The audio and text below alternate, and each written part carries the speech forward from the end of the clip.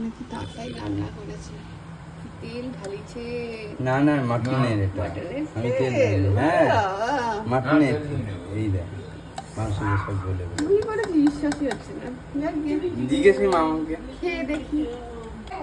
আরে হলো গিয়ে এখানে সব ফটোশুট হচ্ছে।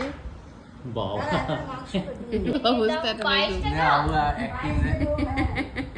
পায়েসটা দাও। জন্মদিনের উপর বাটি দিয়েছে মা। ওরে বাবা, করে দাও। দেখ তোর জন্য কাতলা মাছ এনেছি।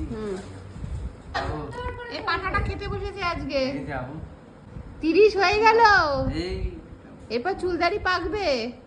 চুল তো আগেই পাকা। ও আচ্ছা, তো হ্যাঁ ব্যাস এইটুকুনি করে কেটে দে ছোটটা। Happy birthday to you, happy birthday cut cut, happy birthday to. নিভিয়ে করতে হয় বাবা, আরে জ্বালিয়ে করতে হয়, জন্মদিনে নিভিয়ে করতে হয়। তোমার এত দাবি কেন গো জীবনে? সত্যি এটা আবু কোনটা খাবে? এটা না ম্যাঙ্গোটা। দুটো ছিল, আরে বাবা, দুটো ছিল। আগে ধান ঢুকা দাও, এখন পিছে ঢুকিয়ে দিই। বাবাকে গায়ত্রী মন্ত্র কেন পাঠ করছো?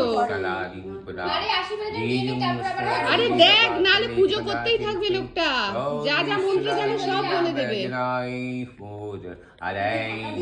কি সব বলছে রে ভাই, আমি কাটলাম।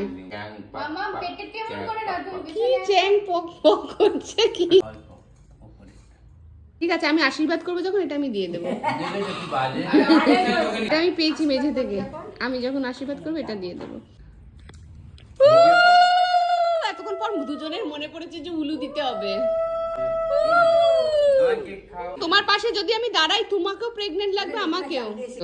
মামা 5 মাসে, মামা 7 মাসে। হ্যাঁ, চারখানা রং এখানে।